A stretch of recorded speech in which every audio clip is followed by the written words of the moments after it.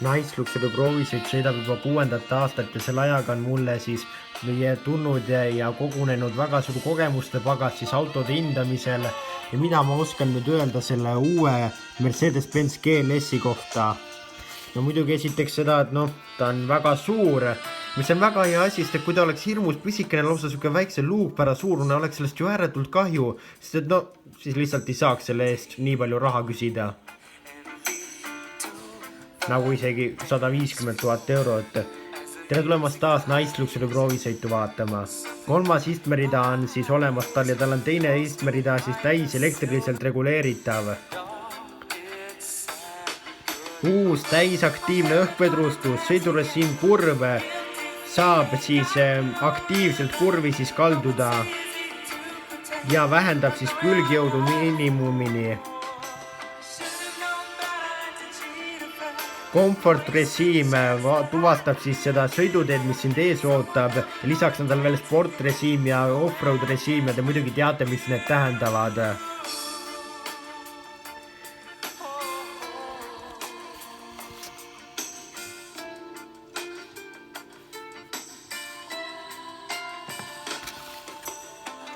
Tal on täis digitaalne siis näidikupaneel, niimoodi kulgeb niimoodi püstiselt ja muidu mulle pole see väga meeldinud, aga siin täitsa meeldib 26 kõlariga Burmaster helisüsteem, mis kuulub lisavarustusse ja GLS-ga vähendab tugevalt siis alajuhitavust ja näidikupaneelile on võimalik kuvada siis sõiduolukorra siis animatsiooni lausa.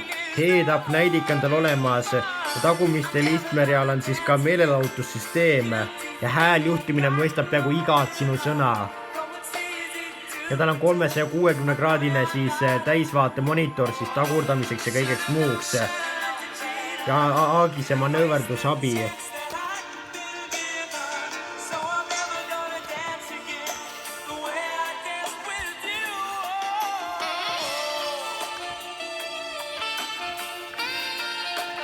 Adaptiivne kiirushoidik ja aktiivne pidurdusabi ja muidugi tal on veel palju erinevaid juhiabisüsteeme, aga kõike ei jõuame ära rääkida siis. Multibeam LED esituled ja kaugtulede režiimist ta siis täiesti maksimumini seda valguspihta on siis olemas nagu lubatud maksimumini ja madala aerodünaamilise konfitsendiga on ta ja sellepärast on ka kütusekulu väga madal.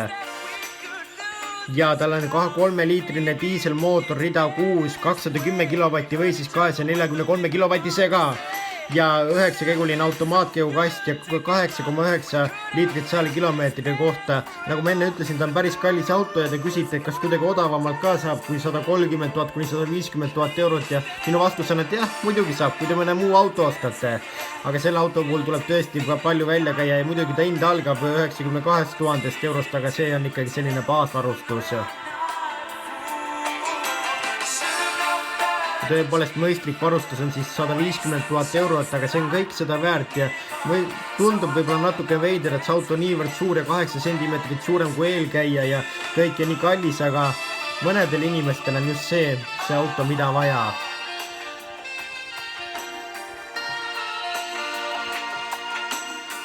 Selline on uus GLS.